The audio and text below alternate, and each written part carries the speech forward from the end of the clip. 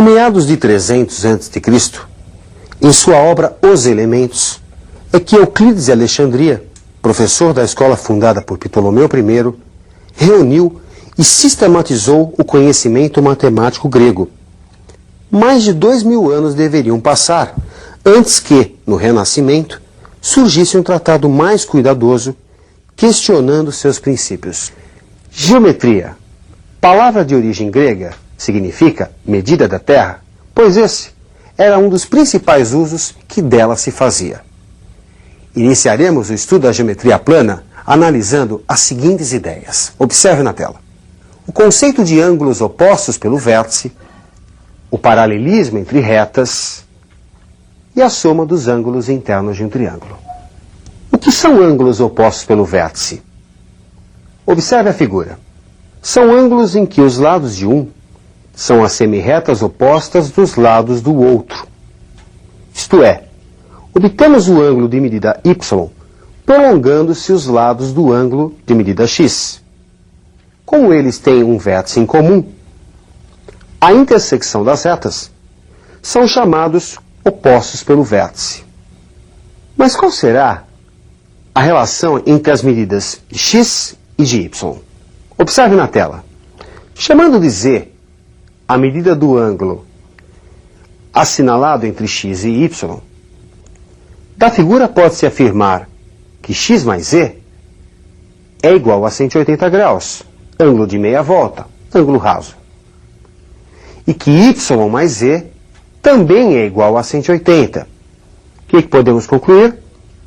Que ângulos opostos pelo vértice são congruentes, isto é, possuem a mesma medida. Observando os trilhos de um trem, como verificar se estão alinhados? Dados duas retas, como verificar se são paralelas? Vejamos a definição do paralelismo entre retas. Observe na tela.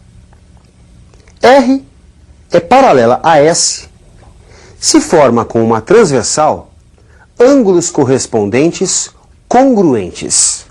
É o caso do par de medidas x e y, ângulos correspondentes, e são congruentes. Como vimos anteriormente, a medida do ângulo z, indicado na figura, por ser oposto pelo vértice ao ângulo de medida y, também é congruente a este ângulo.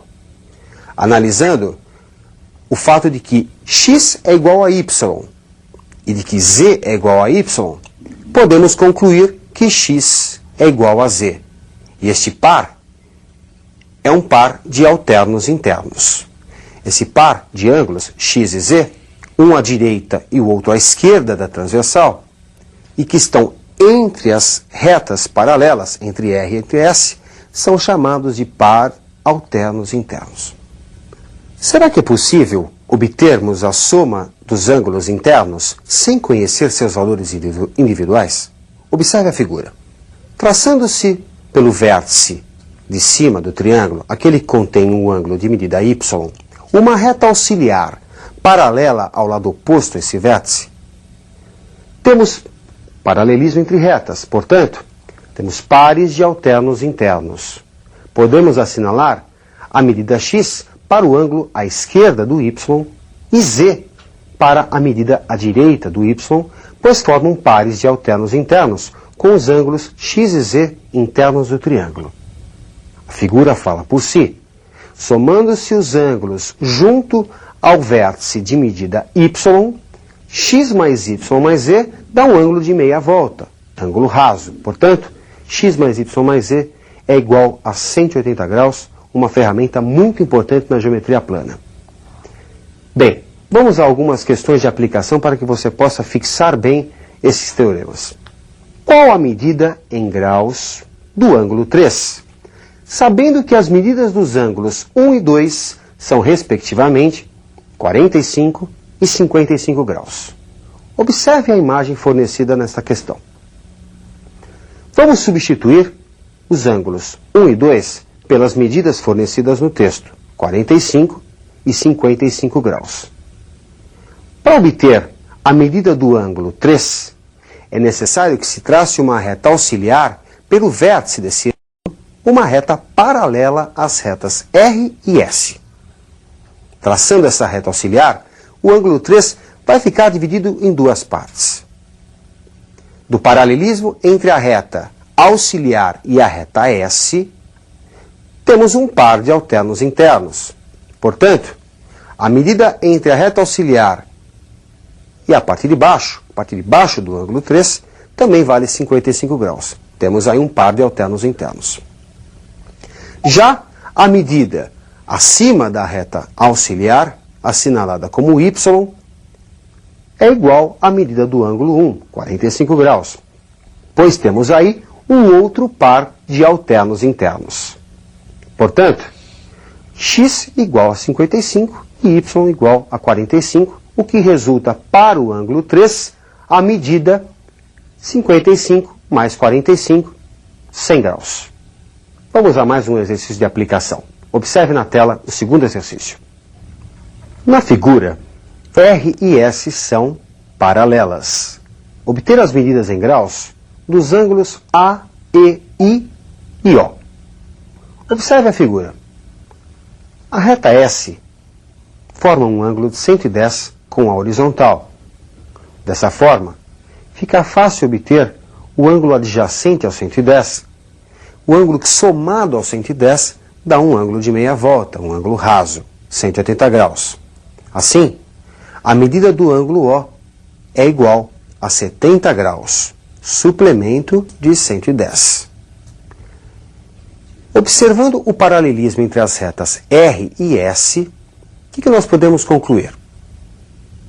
Relembrando da matéria, são paralelas retas que formam com uma transversal ângulos correspondentes congruentes. Portanto, o ângulo A forma com 70 graus um par de ângulos correspondentes. Assim, a medida do ângulo A também é 70 graus, pois pares de ângulos correspondentes são congruentes, possuem a mesma medida.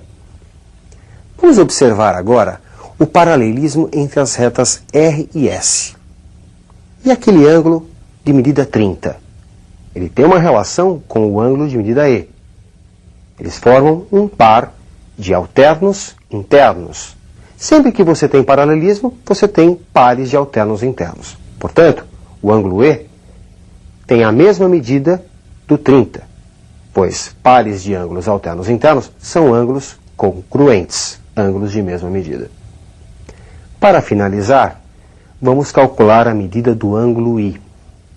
Tem duas formas de você obter essa medida. A mais interessante é somando os ângulos internos de um triângulo.